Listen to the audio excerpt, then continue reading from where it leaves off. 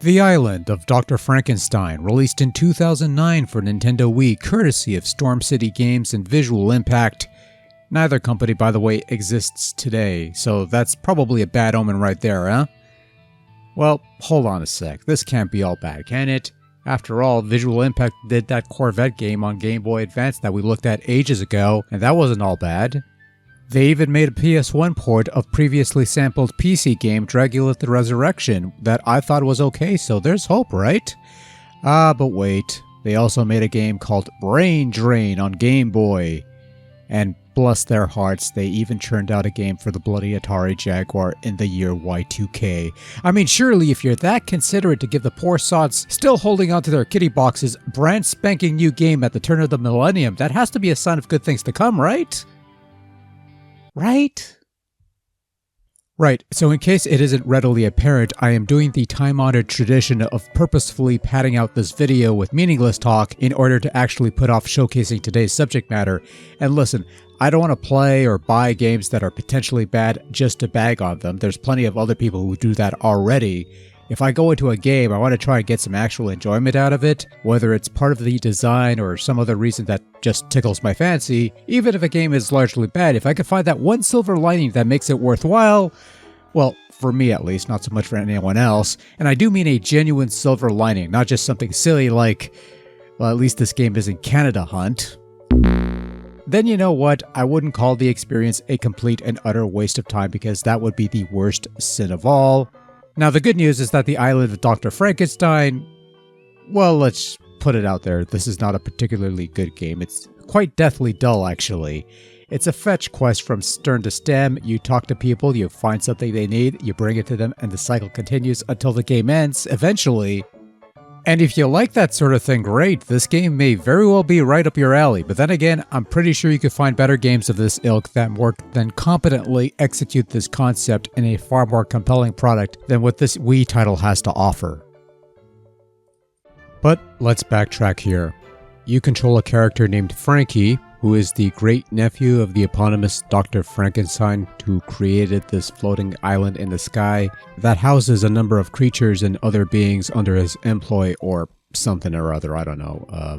And your main task is to keep this island afloat by eliminating all the vaporites that threaten to bring it down to Earth. The main driving force of the game are the fetch quests that you'll be tasked with completing, and these fetch quests usually employ some sort of barter system. In order to get an item for one fellow, you need to seek out another fellow who might have said item, who may also need something else that you need to get from someone else. So you're mostly running around this island fetching items for people in exchange for other items, and that's pretty much the majority of this game. In some instances, however, you'll need to do some repair work, and this entails solving a puzzle of sorts, which involves using gears to redirect light beams from one pot to another in order to quote-unquote fix things.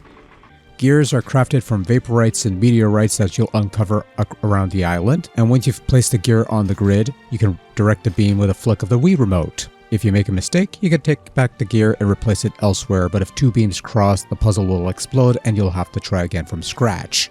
These start off easy enough at first, but do get more complex as the game progresses, but you'll be encountering plenty of these over time.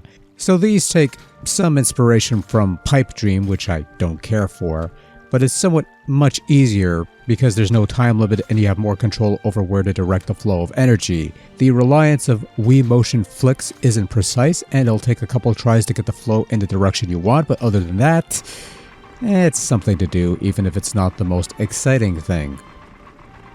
The closest thing to action that the Island of Dr. Frankenstein features occurs once you've gained possession of your main tool, the Steam Pack or whatever it's called. This is essentially a vacuum that lets you suck up all the white vaporite cloud things and store them in inventory, where they can be used for either barter as well as the creation of gears for the puzzles that you'll have to solve. Sucking up a black vaporite will short out your Steam Pack and cause you to lose some vaporites, though a later upgrade will let you grab these black clouds and shoot them at tornadoes and other things, which won't hurt you, but they just spin you around and deprive you of vaporites until you waggle yourself free. Even towards the end of the game, when you have actual enemies to fight, the larger vaporite clouds, they'll merely just stun you and mess up your controls.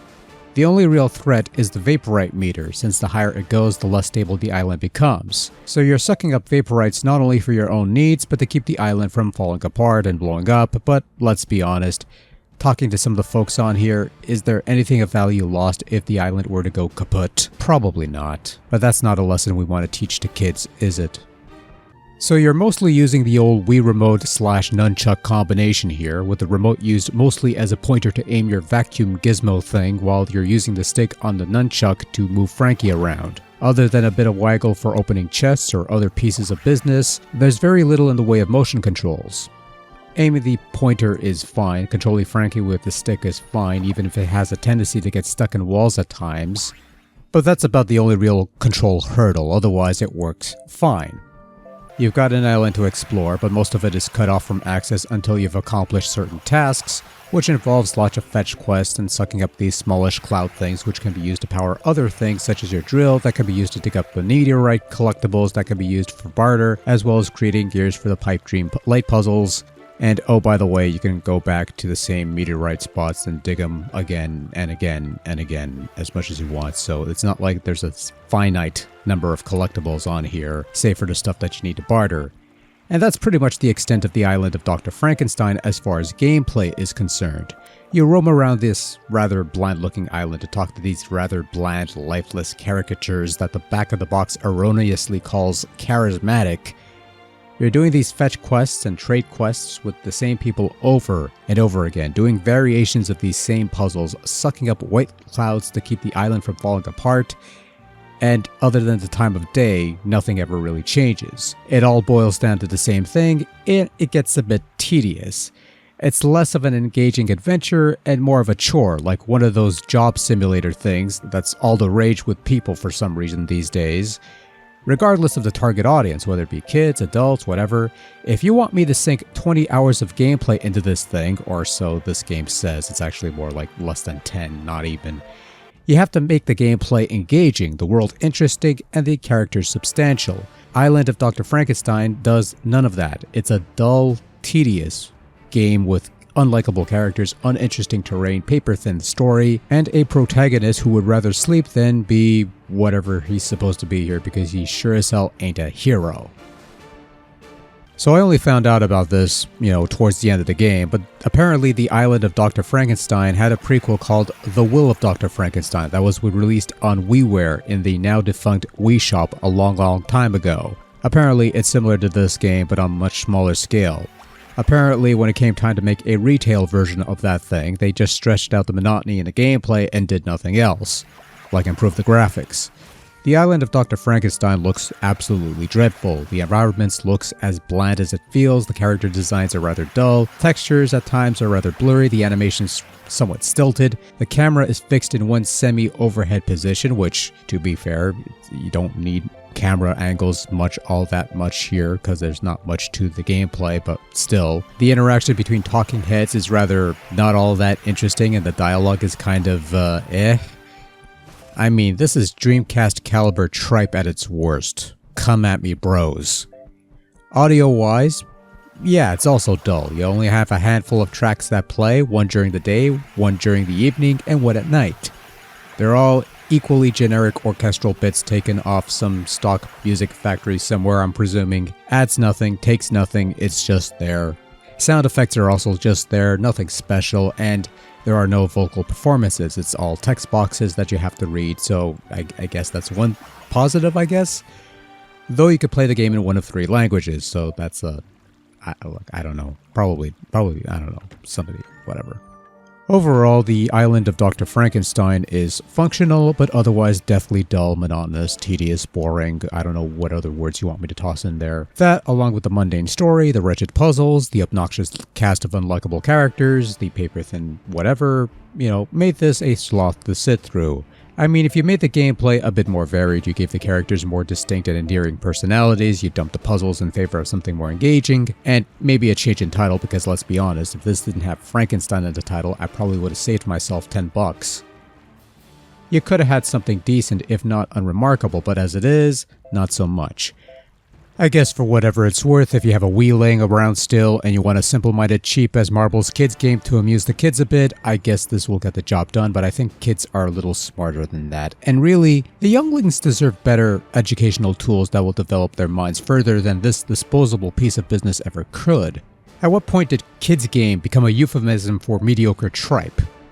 Let me pick out a cloud to yell at for a bit here. But back when we were kids, we had plenty of great kids games that engaged us and taught us more about the world, and we turned out just fine. We had games like Contra. That's an excellent kids game. It's what engaged kids of an earlier generation, and look how that turned out.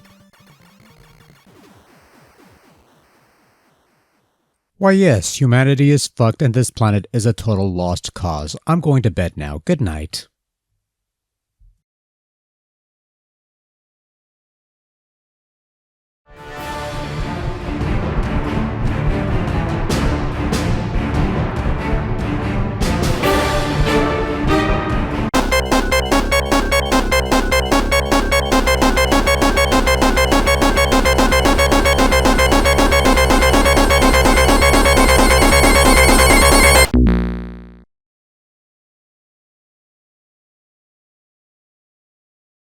Congratulations!